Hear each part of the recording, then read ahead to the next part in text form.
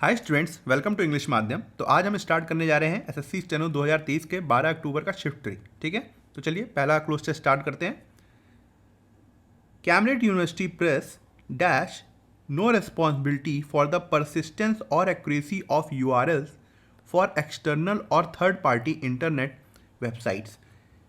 Cambridge University Press क्या हो गया, जो किताबों को छापते हैं या फिर पब्लिकेशन को छापते हैं, ठीक है, पेपर को छापते हैं। कह रहा है उनकी कोई रिस्पॉन्सिबिलिटी नहीं है, उनकी कोई रिस्पॉन्सिबिलिटी नहीं है परसिस्टेंस और एक्यूरेसी ऑफ यूआरएल। यूआरएल मतलब यूनिफॉर्म रिसोर्स लोकेटर, ये वेबसाइट का एड्रेस होता है। कह रहा है इनके एक्यूरेट होने में या ये लगातार चलती रहेंगी जो वेबसाइटें हैं, इनकी उनमें कोई भी रिस्पॉन्सिबिलिटी नहीं लेते। किसकी किसकी फॉर एक्सटर्नल, जो कि एक्सटर्नल है, या थर्ड पार्टी की है, मतलब किसी दूसरे की हैं। ठीक है, अब ये बताओ यहाँ पे आएगा क्या। एंड, हैड, हैज़, हैव, देख के समझ में आ गया कि ये क्या है। कैम्ब्रिज यूनिवर्सिटी प्रेस सब्जेक्ट है, यहाँ पे इसको चाहिए वर्ब चाहिए। सिंगुलर सब्जेक्ट लग रहा है कि प्लूरल, बताओ। सिंगुलर लग रहा है तो ये एंड तो हट गया। अब यहाँ पर पहले ये देखो कि बात कब की है, प्रेजेंट टेंस की है कि पास्ट टेंस की है, तब तो हैड सोचें एक बार। That any content of such website is, present tense की है। और कहीं पे कुछ है, इज प्रेजेंट टेंस की है, तो हैड हट गया।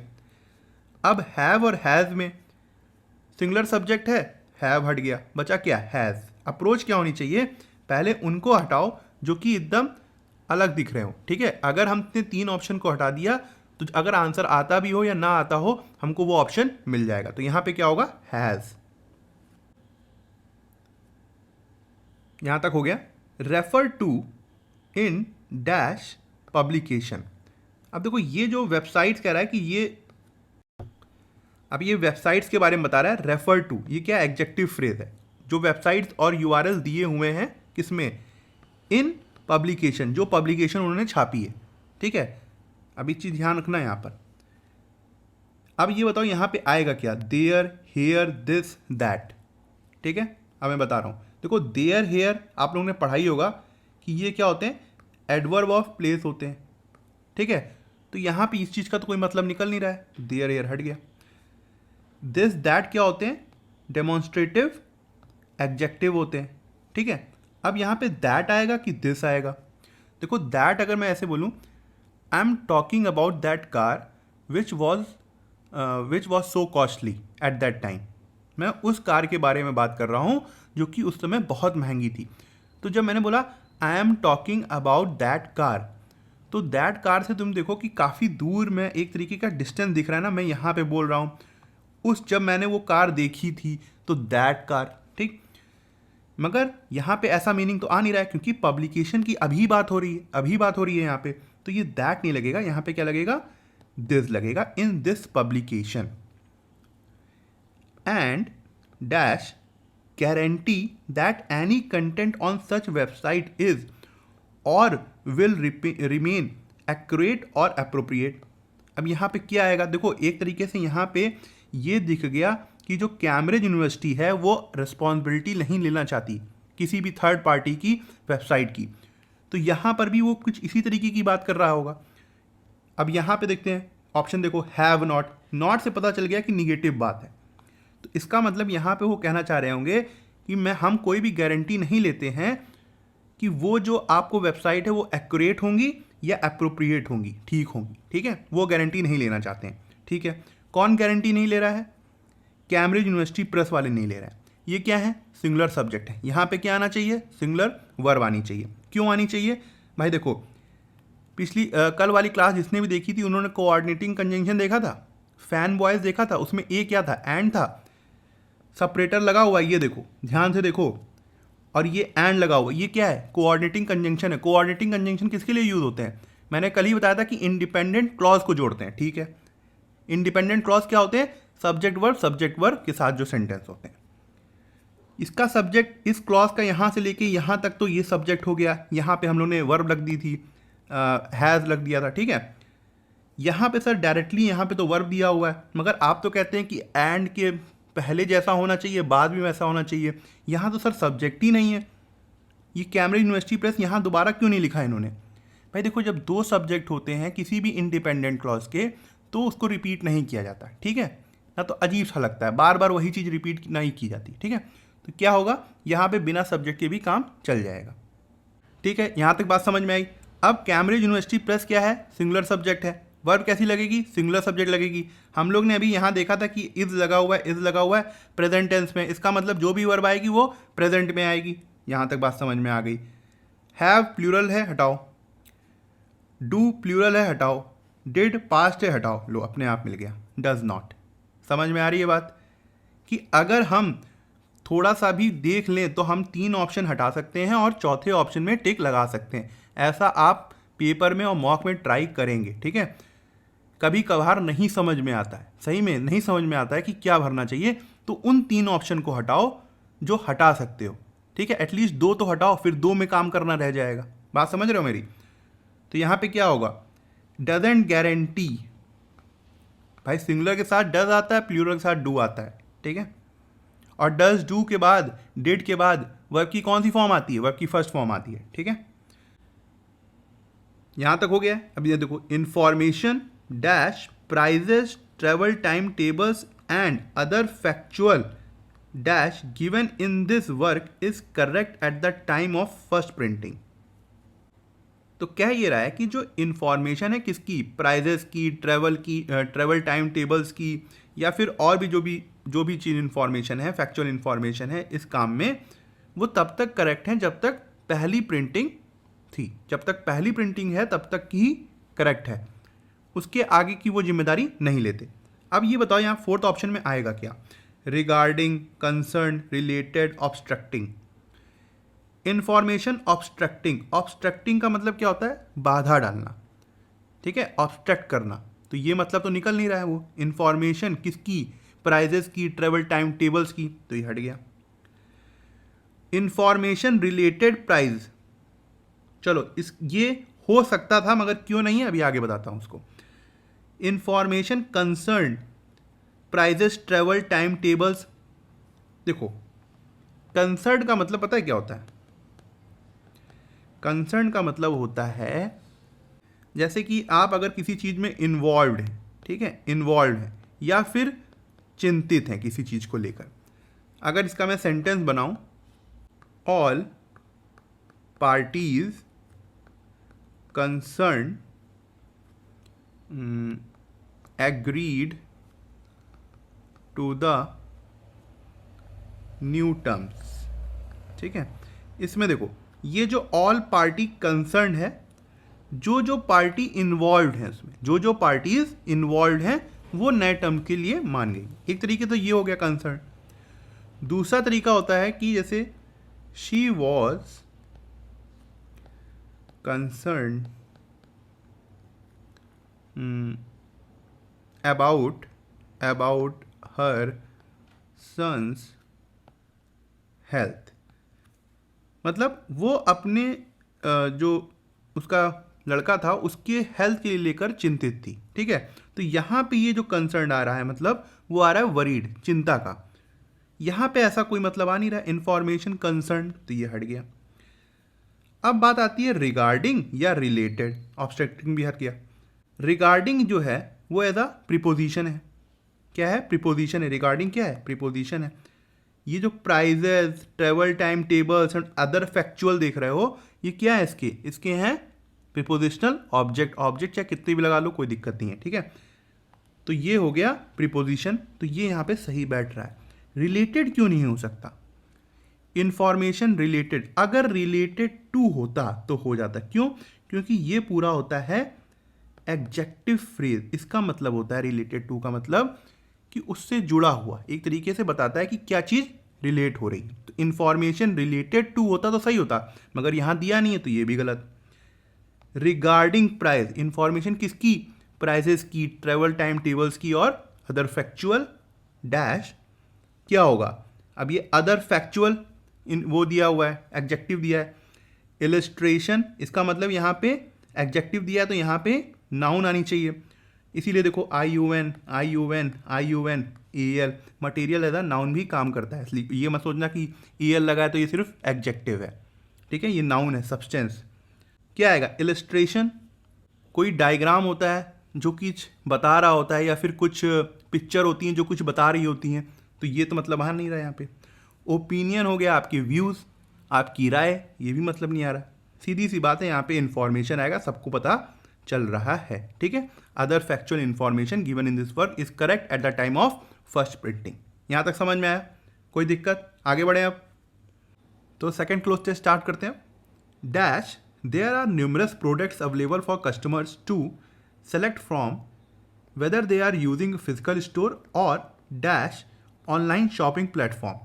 कह रहा है कि आजकल मार्केट में इतने सारे प्रोडक्ट हो गए हैं कि कस्टमर के पास इतने ऑप्शन हैं कि वो चाहे फिजिकल स्टोर में जाए, मतलब पैदल चल के मार्केट जाए, बहुत सारे प्रोडक्ट अवेलेबल हैं, या फिर वो किसी ऑनलाइन स्टोर प्लेटफॉर्म से मंगाए, वहाँ पर भी बहुत से ऑप्शंस है। आप किसी भी ऑनलाइन वेबसाइट पे जाइए, अगर आपको शूज़ खरीदने हज़ारों शूज़ दिख जाएंगे आपको ना, इसलिए बहुत से ऑप्शन हो गए हैं आज। यहाँ पे पहले में क्या आएगा? Today, yesterday, in future, long ago. Today और यस्टरडे क्या है?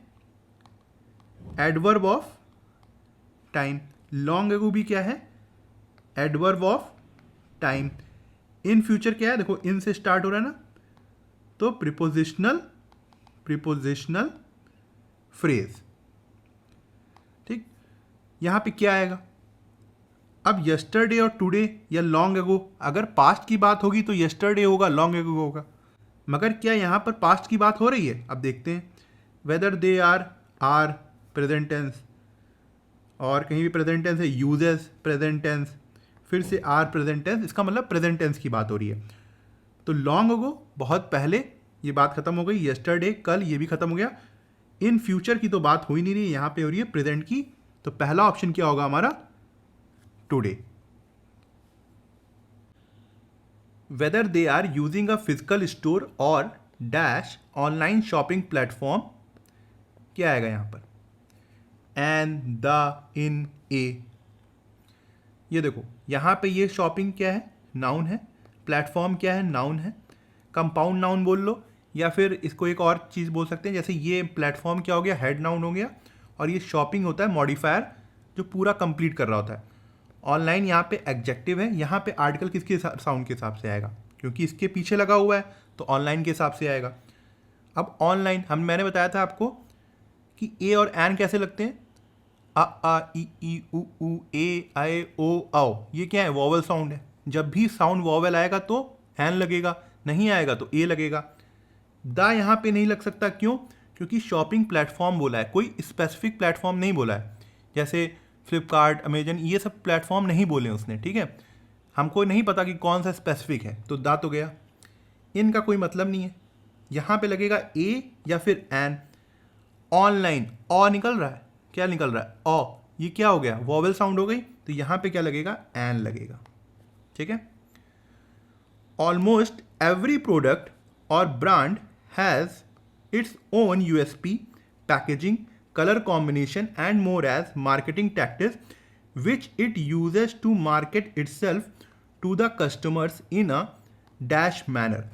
कह रहा है कि हर प्रोडक्ट और हर ब्रांड जो होता है उसका खुद का एक यूएसपी होता है। यूएसपी मतलब एक यूनिक स्टाइल होती है, यूनिक प्रोडक्ट होता है, पैकेजिंग होती है, कलर कॉम्बिनेशन होता है, and more as marketing tactics, और मार्केटिंग टैक्टिक्स भी सबकी अपनी यूनिक होती है। मार्केटिंग टैक्टिक्स का मतलब हो गया कि मार्केट प्लानिंग, जो कि वो यूज़ करते हैं अपने आप को मार्केट करने के लिए, अपने आप को मार्केट करने के लिए किसके सामने?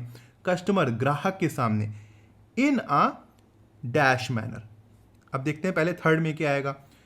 ऑलमोस्ट एवरी, देखो एवरी लगा हुआ है, इसलिए यहाँ पे जो ईच एंड एवरी के साथ हमेशा सिंगुलर वर्ब आती है, इसलिए यहाँ पे हैज़ लगा हुआ है। एवरी प्रोडक्ट और ब्रांड हैज़ ओन यूएसपी। यहाँ पे क्या आ रहा है? ये यूएसपी एक अधिकार आ रहा है ना, पोजीशन आ रहा है ना, किसका? ब्रांड का या प्रोडक्ट का। तो यहाँ पे क्या आएगा? पॉजिटिव एडजेक्टिव आ सकता है। इट्स आएगा, इट्स आएगा, देयर आएगा, देयर आएगा। देखो ये देयर क्या है? एडवर्ब ऑफ प्लेस है, या फिर एज अ प्रोनाउन यूज होता है। जब मैंने कभी बताया होगा आपको, as a dummy subject use होता है ना, जैसे देयर इज अ काउ। तो ये क्या है? देयर क्या है यहाँ पर? एज अ डमी सब्जेक्ट है, ये तो आएगा नहीं। इट्स, ये पता है क्या इसका मतलब होता है? इट इज या फिर इट हैज़, ये भी मतलब नहीं है, हटा दो यहाँ से। अब बात आती है इट्स की और देयर की। देखो देयर आता है प्लूरल नाउन के लिए और इट्स आता है सिंगुलर नाउन के लिए। किसके लिए? सिर्फ थिंग्स के लिए या फिर एनिमल्स के लिए। यहाँ पे क्या है? प्रोडक्ट और ब्रांड क्या है? थिंग्स है और प्लूरल है। क्यों? देखो प्लूरल वर्ब सिंगुलर है, सिंगुलर वर्ब लगी हुई है हैज़, तो यहाँ पे क्या आना चाहिए? इट्स आना चाहिए। ठीक है, एवरी प्रोडक्ट और brand has its own USP which it uses to market itself to the customers in uh, जो कि वो यूज़ करते हैं अपने आप को मार्केट करने के लिए कस्टमर के सामने। किस तरीके से? इन आ डैश मैनर। तो बताओ यहाँ पे क्या आएगा? माइन्यूट आएगा या मिनट या यूनिक, स्ट्रेंजली, साइलेंट। देखो ये होता है माइन्यूट भी एज अ एडजेक्टिव अगर काम करता है तो वेरी स्मॉल या बहुत छोटा। मिनट तो पता ही है हम लोग को, यूनिक एडजेक्टिव है, स्ट्रेंजली एडवर्ब है, साइलेंट क्या है? एडजेक्टिव है, मतलब चुप रहना। मैनर यहाँ पे क्या है? नाउन है। तो एडवर्ब खत्म करे भाई, नाउन को क्या मॉडिफाई करेगा? एडजेक्टिव। तो स्ट्रेंजली खत्म हो गया। और वैसे भी इसका कोई मतलब नहीं आ रहा था, स्ट्रेंजली मतलब अजीब सा नहीं। साइलेंट, साइलेंट मैनर में वो अपने आप को मार्केट करते हैं कस्टमर के सामने साइलेंट मैनर से नहीं। माइन्यूट भी कर लें या मिनट भी कर लें तब भी कोई मीनिंग नहीं निकल रहा। यूनिक मैनर से, एक अलग तरीके से हर बार अपने आप को प्रेजेंट करते हैं कस्टमर के सामने। अब यहां से देखो, brands find it dash challenging to engage consumers as their attention spans are dwindling at an accelerated rate. कह रहे हैं कि जो ब्रांड को मतलब समस्याएं आ रही हैं, ब्रांड्स को चैलेंज आ रहा है, समस्याएं आ रही हैं किस चीज़ में? टू इंगेज कंज्यूमर्स, कंज्यूमर्स को इंगेज करने में, उनको अपने साथ बांधने में या फिर जोड़े रखने में। क्यों? As their attention spans are dwindling at an accelerated rate. क्योंकि जो उनका अटेंशन स्पैन है, अटेंशन मतलब जो वो ध्यान दे रहे हैं, जो ड्यूरेशन है वो कम होता जा रहा है एक्सेलरेटेड रेट से, मतलब बहुत तेजी से। dwindling मतलब स्लोली स्लोली कम होना कोई चीज़ का। तो क्या आएगा यहाँ पर? Find it challenging, increasingly, increasing, increase, increased. अब देखो इंक्रीज होता है वर्ब, ये वर्ब की सेकेंड फॉर्म, ये वर्ब प्लस आईएनजी, ये हो गया एडवर्ब, और ये एडजेक्टिव भी हो सकता है। ठीक है, प्रेजेंट पार्टिसिपल। अब क्या आएगा बताओ? देखो ब्रांड्स यहाँ पे क्या हो गए? सब्जेक्ट हो गए। फाइंड क्या होगी? वर्ब हो गई। इट क्या हो गया? एक तरीके से डमी ऑब्जेक्ट हो गया। रियल ऑब्जेक्ट नहीं है, डमी ऑब्जेक्ट है। स्ट्रक्चर को पूरा करने के लिए इसका यूज़ करते हैं, कभी और बताऊंगे बहुत ज़्यादा डिटेल में इसमें। यहाँ पे चैलेंज आ रहा है, ये चैलेंजिंग क्या है? ये क्या है? प्रेजेंट पार्टिसिपल है, वर्ब प्लस आईएनजी है। किस तरीके से काम करती है ये एक तो वर्ब की तरीके भी काम करती है, मेन वर्ब की तरीके भी, या फिर एडजेक्टिव की तरीके से। इस समय ये क्या काम कर रही है? एडजेक्टिव की तरीके से काम कर रही है। क्यों? फाइंड इट, ये इट जो भी है, डमी ऑब्जेक्ट जो भी ऑब्जेक्ट है वर्ब का, ये जो भी है इसको डिफिकल्ट पाया जा रहा है ब्रांड्स के द्वारा। तो ये क्या है? यहाँ पे एडजेक्टिव है। एडजेक्टिव को मॉडिफाई करने के लिए क्या चीज़ आएगी? अब बता दो, समझ में आ गई बात? क्या आएगा? इंक्रीजिंगली आएगा। ठीक है, अब एक चीज़ समझो, कुछ लोग काफ़ी इसको हो सकता है ना समझ पाए हो, आप पूछना चाह रहे हो कि सर कुछ ऐसा तरीका बताइए कि काम हो जाए पेपर में ना। तो देखो, इज, एम, आर, वॉज, वर अगर आएंगे तो, अगर एक्टिव वॉइस में है तो वर्ब प्लस आईएनजी फॉर्म आएगी। ठीक है, और जब पैसिव में होता है तो बीइंग वर्ब की प्लस थर्ड फॉर्म आ जाता है। पैसिव में क्या होता है? बीइंग लग जाता है, आईएनजी का बीइंग हो जाता है, प्लस वर्ब की थर्ड फॉर्म लग जाती है। तो वर्ब की यहाँ पे इसको मत ध्यान दो, ये मैंने ऐसे बताया, इसको ध्यान दो। तो वर्ब की आईएनजी फॉर्म कब आती है? जब कॉन्टिन्यूअस टेंस में सेंटेंस होता है, चाहे इज, एम, आर, वॉज, वर लगा होता है। अब आपको कहीं अचानक से वर्ब प्लस आईएनजी दिख गया। अच्छा, एक और कंडीशन होती है भाई, हैज़ और हैव बीन के साथ भी तो आता है। जैसे I have been working since 4 AM, मैं 4 बजे से सुबह 4 बजे से काम कर रहा हूँ।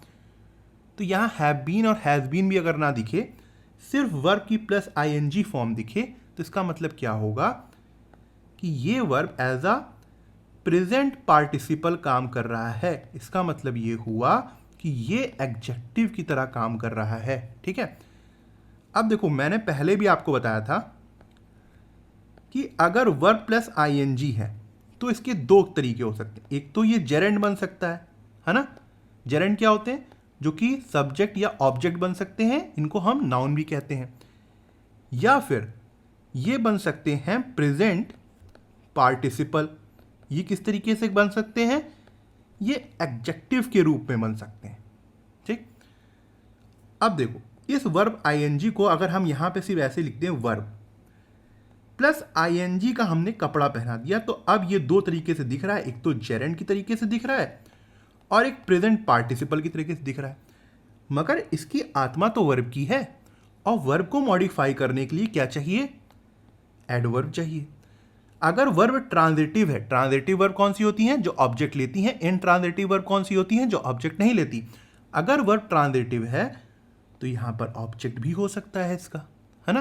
तभी हम देखते हैं कि जेरेंड के बाद कभी कभी नाउन लगा होता है। क्यों? क्योंकि जो जेरेंड होता है वो ट्रांजिटिव वर्ब से बना होता है, उसको ऑब्जेक्ट चाहिए होती है, इसलिए ऑब्जेक्ट होता है। इतनी बात समझ में आई? तो यहां पे क्या हम इस तरीके से देख सकते हैं? हाँ, यहां सर इज एम आर नहीं था, वॉज वर्ब भी नहीं था, हैज हैव बीन भी नहीं था सर, ये आईएनजी लगा दिया था यहां पर। 100% प्रेजेंट पार्टिसिपल था, और उसके पहले एलवाई जैसे ही देखा था तो वहां पे एडवर्ब लगाना चाहिए था, हमें सोचना ही नहीं था। समझ में आया? तो अब स्टार्ट करते हैं third close test. Trees are one of the gifts of the nature which are of great dash for all living beings and environment. कह रहा है कि जो नेचर है, ट्री जो है वो नेचर का एक ऐसा गिफ्ट है जो कि काफ़ी ग्रेट है, महान है, फॉर ऑल लिविंग बींग्स, सारे जीवित प्राणियों के लिए, एंड इन्वायरमेंट, पर्यावरण के लिए। ठीक है, क्या आएगा यहाँ पे? विच आर ऑफ, ऑफ आ गया। ग्रेट क्या हो गया? एडजेक्टिव हो गया। यहाँ पे क्या आना चाहिए? नाउन आना चाहिए। ठीक है, रिवॉल्यूशन नाउन है, रिनोवेशन नाउन है, इंपॉर्टेंस, ट्रांसफॉर्मेशन सब नाउन है। क्या करें? रिवॉल्यूशन का मतलब होता है क्रांति। क्या क्रांति लाई गई? क्या ऐसा कुछ चेंज लाया गया? नहीं। रिनोवेशन का मतलब होता है अपडेट, मतलब दोबारा किसी चीज़ को नया कर देना। नहीं। इम्पॉर्टेंस बहुत ही महत्वपूर्ण, हाँ ये हो सकता है। ट्रांसफॉर्मेशन मतलब हो गया कि पूरी तरीके से चेंज कर दिया गया, ट्रांसफॉर्म कर दिया गया। नहीं। तो यहां पे क्या आएगा? Importance, of great importance for all living beings and environment. They have dash benefits to living beings providing natural herbs, vegetables, fruits, wood, timber etcetera. They have benefits to, नहीं ये होगा फॉर। ठीक है, they have benefits for living beings, मतलब उनके पास बहुत से ऐसे बेनिफिट्स हैं जो कि किसके लिए हैं? लिविंग बींग्स के लिए। और वो नेचुरल हर्ब्स प्रोवाइड कराते हैं, वेजिटेबल और फल, वुड, टिम्बर, ये सब। ठीक है, क्या आएगा यहाँ पे? बेनिफिट्स क्या हो गया? नाउन हो गया। ठीक है, तो यहाँ पे क्या आना चाहिए?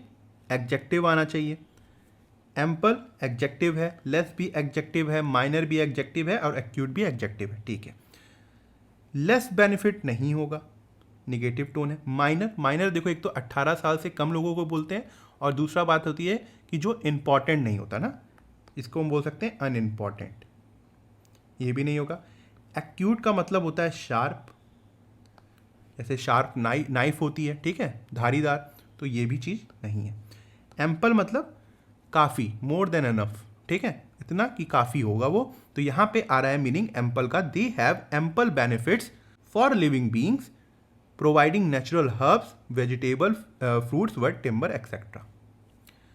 Trees are the dash of many birds and insects. क्या होंगे? टेरेन, अबोर्ड, रिफ्यूज या एसिलम। क्या होगा? रिफ्यूज ही बोलते हैं इसको। क्या होगा? देखो टेरेन हो गया नाउन, एबोर्ड हो गया नाउन, ये भी नाउन, ये नाउन। यहाँ से देखना स्टार्ट करते हैं। एस्लम एक ऐसा प्लेस होती है जो कि रिफ्यूजीज़ को, जो किसी देश से भागे हुए होते हैं, दूसरे देश में जाते हैं, वहाँ पे जिस देश में गए होते हैं वहाँ की जो गवर्नमेंट होती है उनको प्रोटेक्शन प्रोवाइड कराती है। जैसे आपने देखा होगा कि बहुत लोग हट बना के रहते हैं, झुग्गी झोपड़ी में रहते हैं, तो वो क्या होता है कि कभी कभार हम लोग उनको बांग्लादेशी भी बहुत बार बोल देते हैं, क्योंकि वो अपने देश से भागकर यहाँ पे आए हुए हैं। हालांकि वो रीज़न कुछ अलग है, मगर मैं बता रहा हूँ कि वैसे ही रिफ्यूजीज़ होते हैं। जब उनके देश में कुछ ख़राब हो रहा होता है या फिर तख्ता पलट हो रहा होता है, तो वो किसी भी देश में अगर भागते हैं तो वहाँ पे एक ह्यूमन राइट्स आ जाता है, तो उसकी वजह से उनको बचाव करना पड़ता है। फिर रिफ्यूज़ का मतलब, रिफ्यूजी का मतलब होता है a place of safety, a place of safety. वही बात हो गई जहाँ पे, मगर ये जो प्लेस होता है वो होता है टेम्परेरी। ठीक है, एक तरीके से दोनों ही जो वर्ड है ये बचाव के लिए, प्रोटेक्शन के लिए, ह्यूमन राइट्स का वायलेशन ना हो, इसके लिए ये वर्ड यूज़ होते हैं। टेरेन की बात कर लें तो टेरेन जो है वो होता है ग्राउंड प्लेस। क्या होता है? ग्राउंड हो गया या फिर लैंड हो गया, लैंड सरफेस बोल सकते हैं हम इसको, तो ये इनको बोलते हैं टेरेन। तो ये भी मतलब नहीं दे रहा। यहाँ पे अबोर्ड जो है, अबोर्ड, इसका मतलब होता है होम, स्वीट होम। तो यहाँ पे क्या होगा? Sweet home. Trees are the home या फिर abode of many birds and insect. जो पेड़ हैं वो बहुत सारी चिड़ियों और इंसेक्ट्स के घर हैं। They are also considered as the dash part of the atmosphere which help in reducing pollution।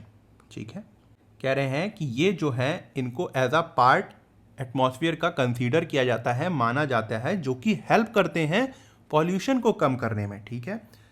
Trivial part यहाँ पे क्या हो गया? नाउन हो गया। यहाँ पे हमको क्या चाहिए? एडजेक्टिव चाहिए। ट्रिवियल एक एडजेक्टिव है, पिटी भी एडजेक्टिव है, सुपरफिशियल और इंटीग्रल ये सभी एडजेक्टिव हैं। ट्रिवियल का मतलब होता है अनइम्पॉर्टेंट, वो अनइम्पॉर्टेंट पार्ट है, ऐसा नहीं मीनिंग आ रहा है। पिटी का मतलब हो गया जैसे मैं कहूँ स्मॉल माइंडेड आदमी। ठीक है, जो कम सोचता है, मतलब काफ़ी छोटी सोच वाला आदमी, तो ये भी नहीं होगा।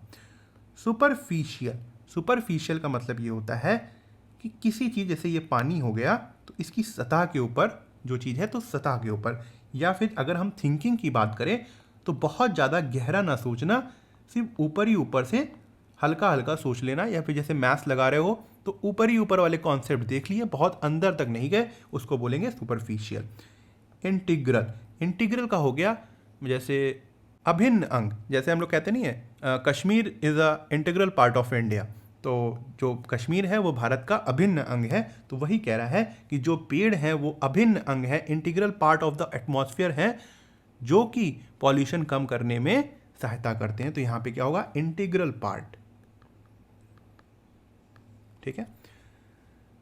कंजर्विंग ट्री, ट्री को बचाना। अब देखो यहाँ पे जेरेंड आया, सब्जेक्ट की तरह यूज हुआ, एंड फिर एंड लगा। स्प्रेडिंग अवेयरनेस, जागरूक फैलाना, है ना, जागरूकता फैलाना। किस लिए? टू प्लांट ट्रीज, प्लांट को ट्रीज को लगाने के लिए। Will save the atmosphere from depletion, अगर हम पेड़ों को बचाएंगे, जागरूकता फैलाएंगे पेड़ लगाने के लिए, तो वो हमको बचाएंगे किससे? एटमॉस्फेयर के डिप्लीशन से, मतलब एटमॉस्फेयर के डैमेज होने से। तो हम पेड़ लगाएंगे तो वो कार्बन डाइऑक्साइड ज़्यादा अंदर लेंगे, और भी जो क्या कहते हैं गैसेस वो हम अंदर ले सकते हैं, तो इससे ग्लोबल वार्मिंग जो होगा वो कम होगा, जिसकी वजह से हमारा जो एटमॉस्फेयर है वो डिप्लीट करना बंद करेगा या कम हो जाएगा। And dash survival of all forms on earth, क्या होगा? अगर हम पेड़ लगाएंगे तो जितने लोग सर्वाइव कर रहे हैं, सर्वाइवर्स क्या हो गया, सर्वाइवल क्या हो गया? जितने लोग जिंदा हैं, जैसे कोई जानवर हो गए या स्पीसीज हो गए, और या बायोडाइवर्सिटी भी हम बोल सकते हैं, क्योंकि वहाँ पे बहुत भिन्न भिन्न प्रकार के जानवर रहते हैं, इंसान भी हो गया, तो इनके सर्वाइवल के लिए क्या क्या कर सकता है यहाँ पे? रिफ्यूज़, रिफ्यूज़ का मतलब होता है वर्ब, और इसका मतलब होता है नो, टू से नो, नहीं। रिब्यूक, ये भी वर्ब होता है, और इसका मतलब होता है डांटना, स्कोल्ड। इंश्योर भी एक वर्ब होता है, इसका मतलब ये हो गया कि मेक श्योर कि हाँ ठीक है, सब कुछ सही है, तो ये हो गया। प्रिटेंड का मतलब हो गया वर्ब, आप किसी की फेक एक्टिंग करते हैं या फिर फेक तरीके से बर्ताव करते हैं। सबसे बढ़िया क्या मीनिंग आ रहा बताओ यहाँ पे, इंश्योर होगा। क्या होगा? इंश्योर। वो इंश्योर करेगा, अगर हम पेड़ लगाएंगे वो ये इंश्योर करेगा कि हमारा जो एटमॉस्फेयर हो डिप्लीट, डैमेज कम हो, और जो अदर सर्वाइवल हैं, जो लाइफ हमारे अर्थ में है, वो सही तरीके से अपना जीवन यापन करें, वो चीज़ इंश्योर होगी। ठीक है, तो ठीक है, आज का लेक्चर यहीं ख़त्म होता है। कमेंट सेक्शन में ज़रूर बताइएगा कितने सही हुए आज, और क्या टफ था या हार्ड था, और मिलते हैं अब अगली क्लास में। Thank you so much.